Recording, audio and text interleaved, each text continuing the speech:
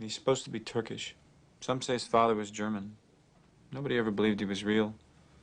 Nobody ever knew him or saw anybody that ever worked directly for him. But to hear Kobayashi tell it, anybody could have worked for Soze. You never knew. That was his power. The greatest trick the devil ever pulled was convincing the world he didn't exist. One story the guys told me, the story I believe, was from his days in Turkey. There was a gang of Hungarians that wanted their own mob.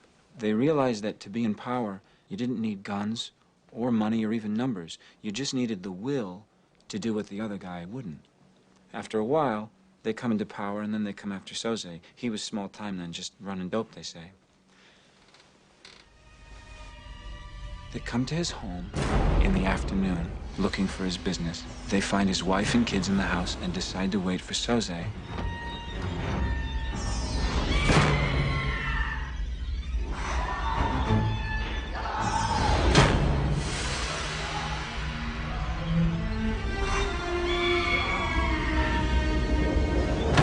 He comes home to find his wife raped and children screaming. The Hungarians knew Soze was tough, not to be trifled with, so they let him know they meant business. They tell him they want his territory, all his business. Soze looks over the faces of his family. Then he showed these men of will what will really was.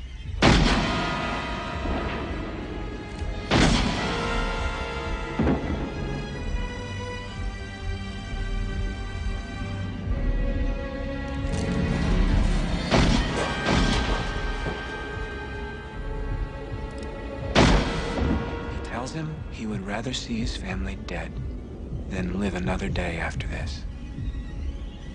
He lets the last Hungarian go. He waits until his wife and kids are in the ground, and then he goes after the rest of the mob. He kills their kids, he kills their wives, he kills their parents and their parents' friends. He burns down the houses they live in and the stores they work in. He kills people that owe them money. And like that, he's gone. Underground. Nobody's ever seen him since. He becomes a myth, a spook story that criminals tell their kids at night. Rat on your pop, and Kaiser Soze will get you. And no one ever really believes. Do you believe in him, Verbal? Keaton always said, I don't believe in God, but I'm afraid of him. Well, I believe in God. And the only thing that scares me is Kaiser Soze.